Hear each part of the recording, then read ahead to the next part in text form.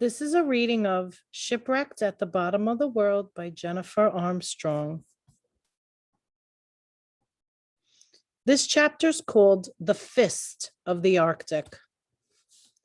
For the rest of December, Endurance picked her way through the ice. Black Borrow peeled a page from the calendar in the wardroom every morning, counting off the days. Outside, the ocean teemed with life. Humpbacks and killer whales spouted in the distance, and the water was dotted with ice floes on which fat, blinking seals basked in the sun. Emperor penguins bowed formally to the ship and crew as they passed. A Delhi penguin surveyed them from passing icebergs and called Clark, Clark, which was the name of the expeditionist biologist. The little black Adelaides, with the shocking white ring around their eyes, made a comical sight for the crew as they tobogganed off the icebergs into the water. Flocks of Arctic petrels and snow petrels accompanied the ship on its journey toward the continent, diving with high, wild screams when the crew threw their garbage overboard into the sea, while white albatrosses escorted Endurance through the ice on their magnificent motionless wings. Leonard Hussey, the meteorologist, serenaded the passing wildlife with his banjo. McNeish remarked that the penguins were particularly attracted to the banjo music. Aye, they're queer creatures, and Ahad never had been surprised to see them clapping their flippers when the doctor finished the tune. When he played good old Scott tunes, that was. They're sensible birds. They like real music, but can tell ye, if he played anything else, they'd break away and rush off in a panic. Hussey's version of the penguins' taste was somewhat different. They liked Negro spirituals and Irish jigs. A strong favorite of which they never tried was It's a Long, Long Way to Tipperary. But when I turned to playing Scottish music, well, they just fled in horror, making off as fast as their short legs would carry them. The animals on board provided entertainment too. Mrs. Chippy, who despite her name was actually a tomcat, discovered that he could stroll along the tops of the dog kennels just out of reach of the snapping jaws.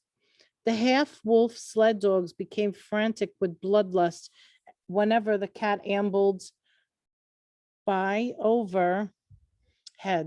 Also on board were 2 pigs purchased by McNish for future pork roasts, as well as the rats and mice that stow away in any ship.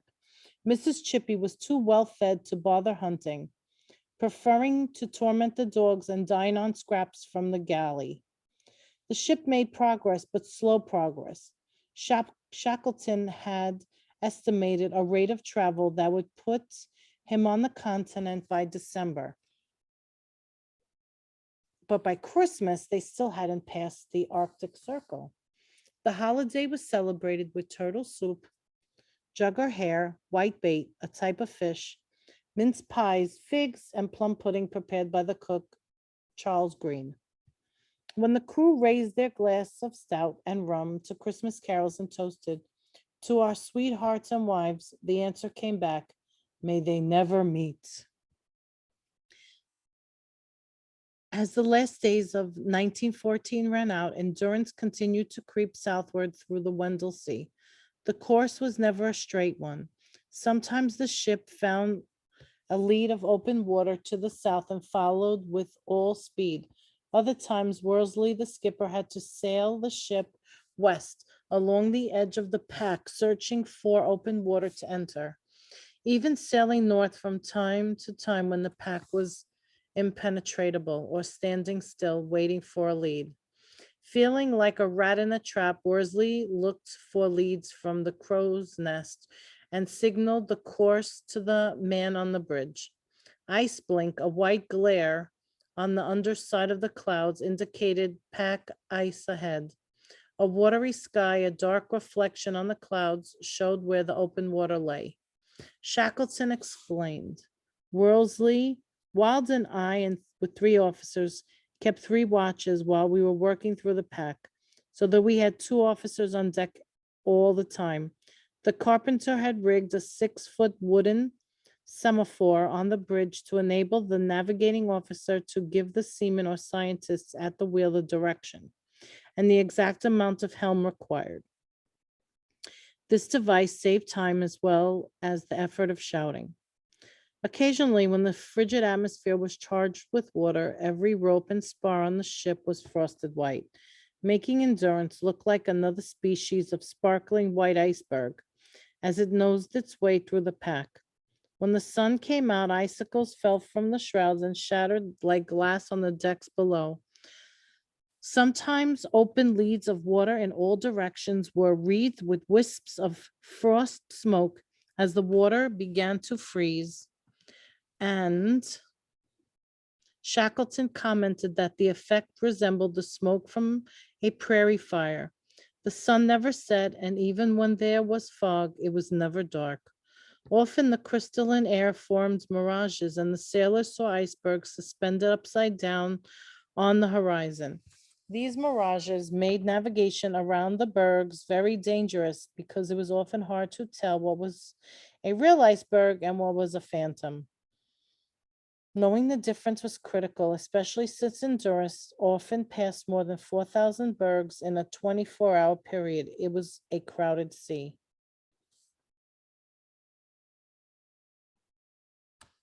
This is a picture with a caption that says, Endurance begins to pick its way through the ice, December 9th, 1914. Shackleton wrote in his diary, I have been preparing for evil conditions in the Weddell Sea, but had hoped that in December and January the pack would be loose, even if no open water was to be found. What we were encountering was a fairly dense pack of very obstinate nature. And this picture at the top of the page has a caption that says, to our sweethearts and wives, may they never meet. On New Year's Eve, they crossed the Antarctic Circle at last, and some of the men gathered on the bridge to sing Auld Lang Syne with an accompaniment of dog howls. The ice grew denser and the open water became harder and harder to find. There was no sign that the pack was opening up at all. Day and night, ice growled and scraped along the sides of the ship. The men heard it grinding while they slept, while they ate or played cards, while they stoked the engines or read the charts. When fog and ice made progress impossible, Shackleton ordered the ship moored to a large iceberg or floe. Then the men and dogs could take advantage of the wide, flat floes to get some exercise. Hockey and soccer games were the sport of choice among the men. As for the dogs, they could chase penguins and run wild without going too far. On all sides was frigid ice where killer whales cruised in search of a meal. These beasts have a habit of locating a resting seal by looking over the edge of a floe, then striking through the ice from below in search of a meal. They would not distinguish between a seal and a man, Shackleton noted. And this is a picture at the bottom of the page, and the caption says, a soccer game on the ice during a holdup, waiting for a lead to open so the ship could continue. At the top of the page, this is a picture, and this is the caption for it. It says, a huge iceberg observed from the ship January 16th, 1915. On one occasion, when Endurance was moored to a floe, the crew hauled out on the motor sledge Ordy Lees, the motor expert, got the machine going, and Marston pretended it was an ice cream wagon. Several sailors did imitations of Cockney boys begging for a treat as Marston hemmed it up as an ice cream vendor. When the kidding was done, however, the men gave the motor sledge a test run.